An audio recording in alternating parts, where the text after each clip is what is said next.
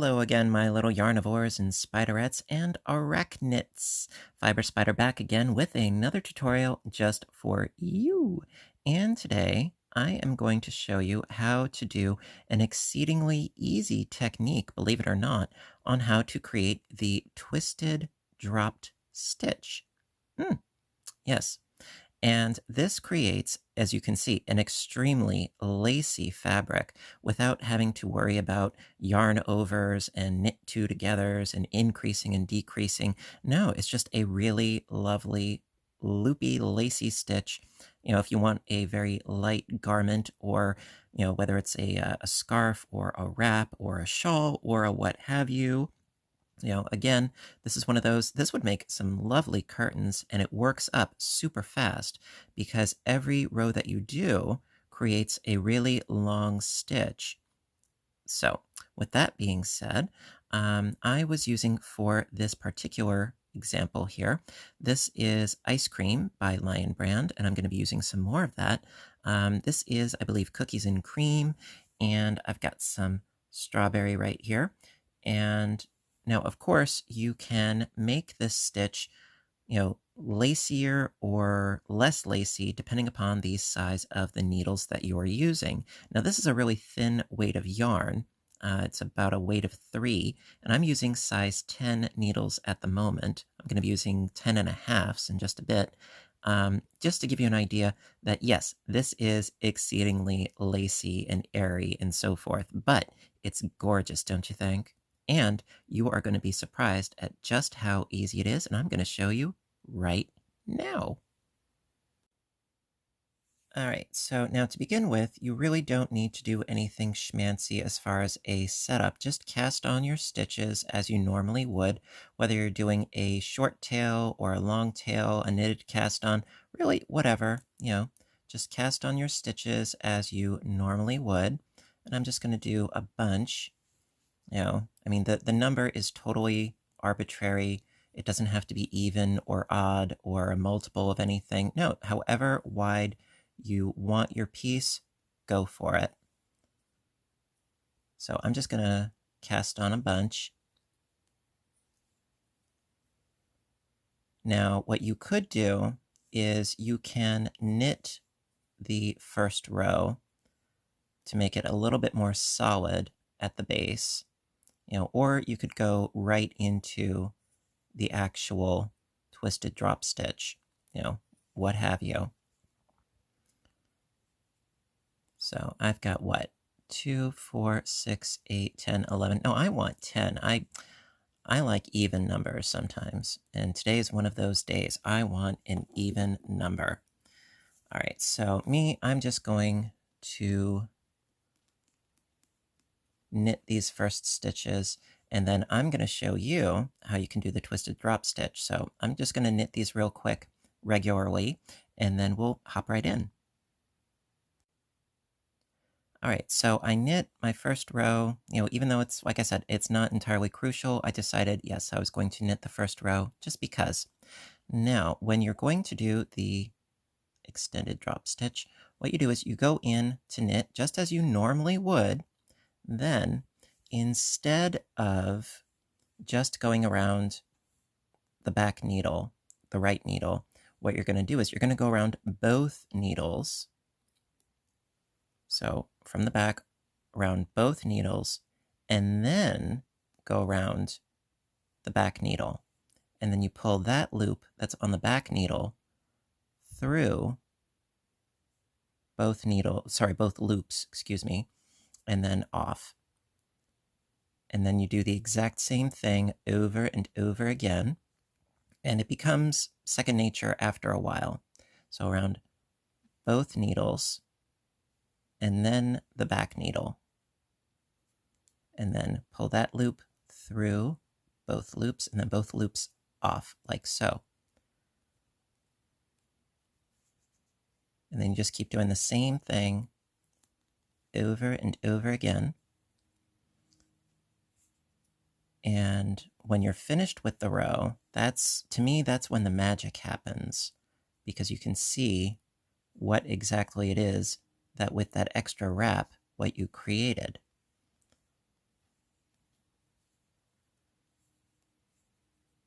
So just got a couple more to go.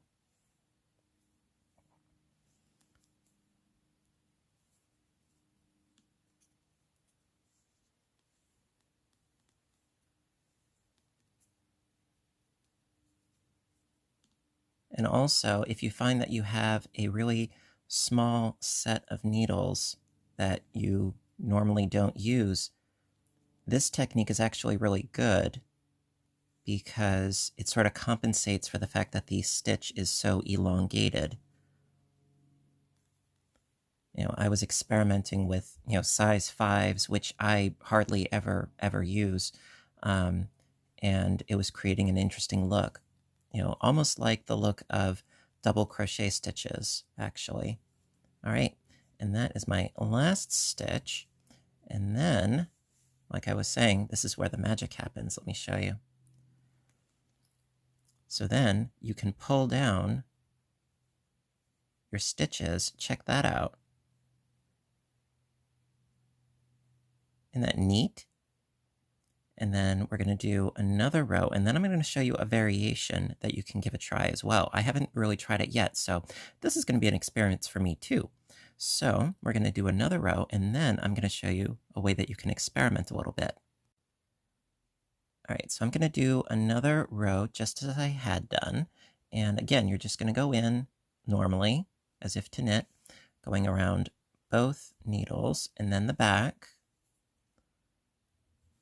And you want to be careful because since these loops are very open and lacy, you want to make sure that they don't go anywhere, that they don't just fall off of your needles. That could be a problem. So you want to be careful. But the look is worth the risk, I think.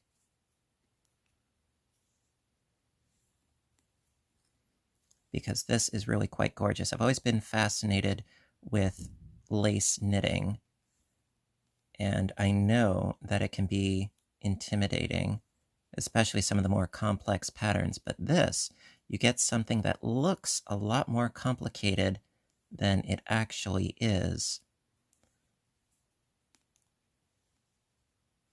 And also, since your stitches are so elongated, you end up with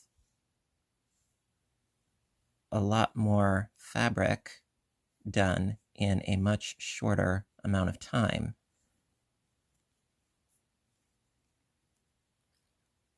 Okay, and just one more to do. And boom. All right, so then pull your stitches down. Check that out. Isn't that neat? Absolutely love it. All right, so then there are alternatives as far as the number of wraps that you do. Now, if you go super crazy and do a ton of wraps, it's going to be super duper freaky deaky lacy. However, that's why I was saying before, it's like, yeah, if you're using smaller needles, you can really play around with the gauge, as it were.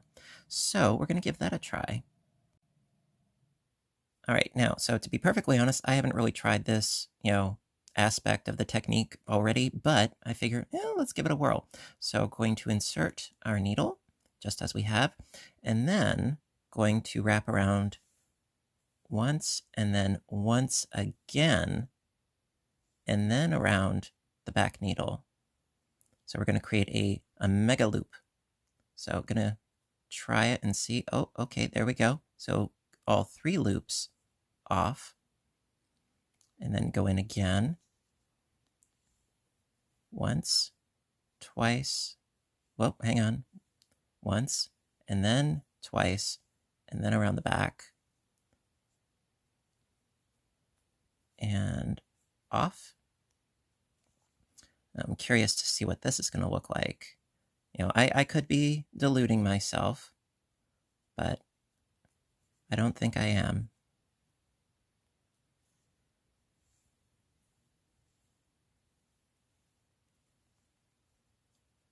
And this is going to really create some height, I think. we shall see what we shall see, no? But like I always say, I like, experimenting and trying new things, and, well, why not? Life is too short not to sometimes.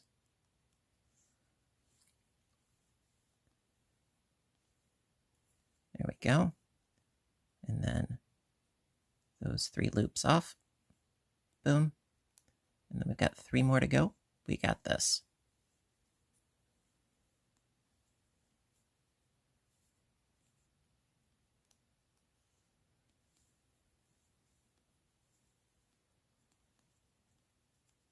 And one more. Just like I said, you have to be careful that, all of your stitches don't go flying off of your needles because this is so loopy and lacy. All right, so let's see what we got. Let's see. And the magic shows. Whoa! Oh my. Okay, hang on. Hold the phone here. Yeah, that is crazy long. My goodness. Okay. Is that something that I would recommend? With this yarn and this size of needle, I don't know. I'm maybe if you are making a hammock, I think that's maybe a bit much, but it is something that you can play around with. Like for instance, if you were using a super fine, sort of fingering weight yarn, maybe if you're going for something really cobwebby, that could be rather interesting. I think that just once around, I think that that is totally sufficient. But this is, like, you could fit your arm through there, if you're not careful. So I just, I wanted to show you guys that there are alternatives, and there are ways of playing around with it. Then, of course, you could do, say, a row of just regular knit stitches, and then, you could do so. Oh, okay, how about this? You do a row of regular knit stitches, and then, one wrap around, and then 2 wraps around, and then go back to 1 wrap around, so you can create some variations in there. But of course, yes, this is going to be super duper lacy. But it is something that I wanted to show you guys to show that, yes, you can create something really lacy and elegant with a minimal amount of effort. And as you can see also, we already have like what? This is 3-4 inches, and it hardly took any time at all. So that being said, I hope that you liked this and that you perhaps even found it helpful, if not entertaining. At my expense. So if you like this, please give a little thumbs up button down below because I appreciate your appreciation. And is this the most practical thing in the world? In its current state, no, but you can tweak around with it. You can manipulate it and see what you can create with it. So if you liked it, give it a little thumbs up button. And if you haven't done so already, please subscribe because I do try to post as often as I can, whether it's knitting, crocheting, audiobook narration, or of course, my YouTube channel, Fiber Spider Games. Would love to see you there too. And, you know what I'm going to say now. Until next time, I want all of you to stay inspired, stay caffeinated, and above all, stay stitching. I love you guys, and I'll see you in the next video. Bye for now.